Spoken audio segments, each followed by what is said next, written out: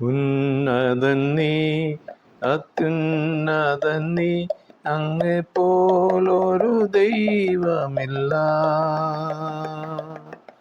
അത്ഭുതവാ അതിശയവാ നീ മാത്രമെൻ ദൈവമെന്നും.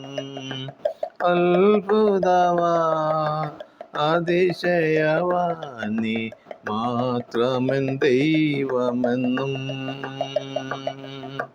നടത്തിയ വഴികളെ ഓർത്തിടുമ്പോൾ, കരുതിയ കരുതൽ നനച്ചിടുമ്പോൾ, നടത്തിയ വഴികൾ ഓർത്തിടുമ്പോൾ, കരുതിയ കരുതൽ നനച്ചിടുമ്പോൾ, സ്തുതിക്കുവാനായിരം നാവ് പോരായേ, എങ്കിലും അവളൻ പാടി സ്തുതിക്കും.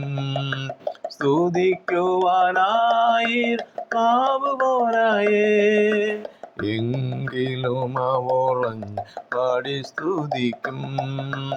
ഉന്നതൻ നീ, അത്യുന്നതൻ നീ, അങ്ങെപ്പോലൊരു ദൈവമില്ല.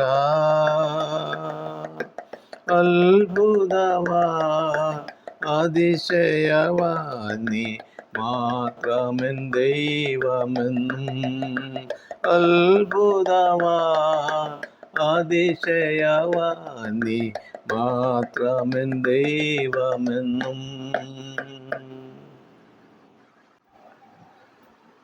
കർത്താവായ യേശു ക്രിസ്തുവിൻ്റെ നിസ്തുല്യ നാമത്തിൽ എല്ലാ പ്രിയ ശ്രോതാക്കൾക്കും സ്നേഹദിനം അറിയിക്കുകയാണ്. ഇന്ന് നമ്മുടെ ചിന്തയ്ക്കായിട്ട് ലൂക്കോസിൻ്റെ സുവിശേഷം 8-ാം അധ്യായം 24-ാം വാക്യത്തെ ആസ്പദമാക്കി ചില കാര്യങ്ങൾ ഓർപ്പിക്കാനാണ് ആഗ്രഹിക്കുന്നത്. നാഥ ഞങ്ങൾ നശിച്ചു പോകുന്നു എന്ന് ശിഷ്യന്മാർ യേശുവിനോട് പടകിൽ വെച്ച് പറയുന്ന ഒരു സംഭവത്തിൻ്റെ പശ്ചാത്തലവും അതിൻ്റെ ചില കാര്യങ്ങൾ ഓർപ്പിക്കാനാണ് ആഗ്രഹിക്കുന്നത്. മത്തായി എഴുതിയ സുവിശേഷത്തിൽ അതിൻ്റെ 8-ാം അധ്യായം 25-ാം വാക്യത്തിൽ കർത്താവെ രക്ഷിക്കണമേ, ഞങ്ങൾ നശിച്ചു പോകുന്നു എന്ന് പറയുന്നു. മർക്കോസിൻ്റെ സുവിശേഷം 4-ാം അധ്യായം 38-ാം വാക്യത്തിൽ ശിഷ്യന്മാർ യേശുവിനോട് പറഞ്ഞത്, ഗുരു ഞങ്ങൾ നശിച്ചു പോകുന്നത് നിനക്ക് വിചാരമില്ല എന്നാണ്. ലൂക്കോസിൻ്റെ സുവിശേഷത്തിൽ ഇതേ സംഭവം നടക്കുമ്പോൾ ശിഷ്യന്മാർ യേശുവിനോട് നാഥ ഞങ്ങൾ നശിച്ചു പോകുന്നു എന്ന് പറയുന്നു. യേശു അമരത്ത് തലയണ വെച്ച് ഉറങ്ങിയപ്പോൾ നടന്ന സംഭവമായിരുന്നു. ചുഴലിക്കാറ്റ് വന്ന് പടകനെ മുക്കിക്കൊള്ളുവാൻ ശ്രമിച്ചത്. ശിഷ്യന്മാരുടെ കഴിഞ്ഞകാല അനുഭവങ്ങളുടെ വെളിച്ചത്തിൽ അവർക്ക് കഴിയുന്ന വിധം വെള്ളം പടകിൽ കയറാതെ പടകനെ നിയന്ത്രിക്കുകയും അതിൽ കയറിയ വെള്ളം കോരിക്കൊള്ളുകയും ചെയ്തതാണ്.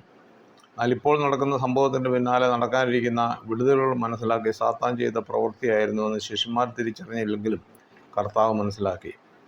യേശു കാറ്റിനെയും കടലിനെയും ശാസിച്ചു ശാന്തത വരുത്തിയതായി കാണുന്നു. യേശു ആരാണെന്ന് ശിഷ്യന്മാർ പൂർണ്ണമായി അറിഞ്ഞിരുന്നില്ല. അതിനാലാണ് കടലിന് ശാന്തത വന്നപ്പോൾ അവർ തമ്മിൽ പറഞ്ഞത്, കാറ്റും കടലും കൂടെ ഇവനെ അനുസരിക്കുന്നുവല്ലോ, ഇവൻ ആരെന്ന് തമ്മിൽ പറഞ്ഞു. അവർ കടലിൻ്റെ അക്കരെ കടന്ന ശേഷം നടന്ന വിടുതലുകളുടെ ലിസ്റ്റ് നമുക്ക് കാണുവാൻ കൊണ്ട് സാധിക്കും. ഗദരദേശത്ത് ഭൂതഗ്രസ്തൻ സൗഖ്യം പ്രാപിക്കുന്നു. അതിനെ തുടർന്ന് ദേശക്കാർ ആ ദേശം വിട്ടു പോകണമെന്ന് യേശുവിനോട് കൽപ്പിക്കുകയും യേശുവും ശിഷ്യന്മാരും പടക് കയറി ഇക്കരെ പോരുകയും ചെയ്യുന്നതായിട്ട് കാണുന്നുണ്ട്. അതിനുശേഷം അവിടെ യായറോസിൻ്റെ മകളെ സൗഖ്യമാക്കുന്നു. രക്തസ്രാവക്കാരിയ സ്ത്രീ സൗഖ്യമാകുന്നു. പള്ളിപ്രമാണിയുടെ മകൾ ഉയർക്കുന്നു. ഇങ്ങനെ വിവിധ നിലകളിലുള്ള വിടുതലുകൾ നടക്കുന്നത് കാണുവാൻ സാധിക്കും. എന്നാൽ ഇതൊന്നും നടക്കരുത് എന്ന് കരുതി യേശുവിനെ ശിഷ്യന്മാരെ തകർത്തുകളവാൻ സാത്താൻ കൊണ്ടുവന്നതായിരുന്നു പടകനെ മുക്കിക്കളയുക എന്ന ലക്ഷ്യം. എന്നാൽ അപ്പോസ്തല പ്രവൃത്തി 17-ാം അധ്യായം 30-ാം വാക്യത്തിൽ പറഞ്ഞിരിക്കുന്നത്, എന്നാൽ അറിയായ്മയുടെ കാലങ്ങളെ ദൈവം ലക്ഷ്യമാക്കാതെ ഇപ്പോൾ എല്ലായിടത്തും എല്ലാവരും മനസാന്തരപ്പെടണം ദൈവം കൽപ്പിക്കുന്നു.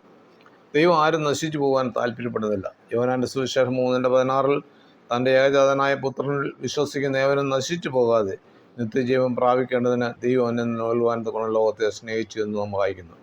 അതെ, ദൈവം ആരും നശിച്ചു പോകാൻ താല്പര്യപ്പെടുന്നില്ല. ദൈവത്തിൽ നിന്ന് അകന്നുപോയ മനുഷ്യവർഗത്തിന് ദൈവത്തിലേക്ക് മടങ്ങി വരുവാൻ ദൈവം ഒരുക്കിയ പദ്ധതികളാണ് പുത്രനായ യേശു ക്രിസ്തുവിൽ വിശ്വസിക്കുക എന്നത്. അതുപോലെ എല്ലാവരും മാനസാന്തരപ്പെടുന്നതും ദൈവത്തിൻ്റെ ആഗ്രഹമാണ്. സ്വർഗമഹിമകളെ വെടിഞ്ഞ് താണ ലോകത്തിലേക്ക് വന്ന് മനുഷ്യനായി പിറന്ന് മാനസാന്തര പ്രസംഗത്തിൽ തുടങ്ങി അത്ഭുതങ്ങളും അടയാളങ്ങളും വീര്യപ്രവൃത്തികളും ചെയ്ത് ജനത്തെ ദൈവത്തിങ്കിലേക്ക് മടക്കി നൽകുവാൻ തൻ്റെ ചങ്കിലെ ചോര നൽകി മനുഷ്യരെ വീണ്ടെടുത്ത് കാൽവറിയിൽ കിടന്ന് കൊണ്ട് പിതാവിങ്കിലേക്ക് ഫരമേൽപ്പിച്ച് പ്രാണനെ വെടിഞ്ഞ് 3-ാം ദിവസം മരണത്തെ ജയിച്ച് ഉയർത്തെഴുന്നേറ്റ് പിതാവിൻ്റെ വലത്തുഭാഗത്തിരുന്ന് തൻ്റെ രക്തത്താൽ വീണ്ടെടുക്കപ്പെട്ടവർക്ക് വേണ്ടി മധ്യസ്ഥ ചെയ്യുകയാണ്. പ്രിയരെ, നിങ്ങളുടെ അവസ്ഥ എങ്ങനെയുള്ളതാണ്?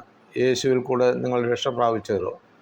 ദൈവം കൽപ്പിച്ചിരിക്കുന്നത് എല്ലാവരും മാനസാന്തരപ്പെടണമെന്നാണ്. ആ കൂട്ടത്തിൽ നിങ്ങളുണ്ടോ?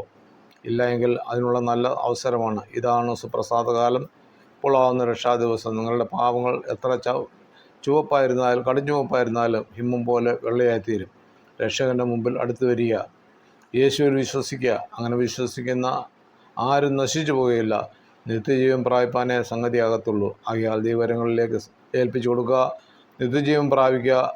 നിത്യമായ ജീവൻ നിങ്ങൾക്ക് നൽകി തരുവാൻ കാരണം കർത്താവ് ഇന്നും സന്നദ്ധനാണ്. അതിനുവേണ്ടി ഏൽപ്പിച്ചു കൊടുക്കുക. ദൈവമായ കർത്താവ് ഈ ചെറിയ ചിന്തയാലേവരെയും അനുഗ്രഹിക്കുമാറാകട്ടെ. തിരുവചന ഭാഗങ്ങൾ തുടർന്ന് ലഭിക്കുവാൻ ഈ വീഡിയോ ലൈക്ക് ചെയ്യുക, ഷെയർ ചെയ്യുക, സബ്സ്ക്രൈബ് ചെയ്ത് സപ്പോർട്ട് ചെയ്യുക. തുടർന്നുള്ള തിരുവചനങ്ങളുമായി നമുക്ക് വീണ്ടും കാണാം.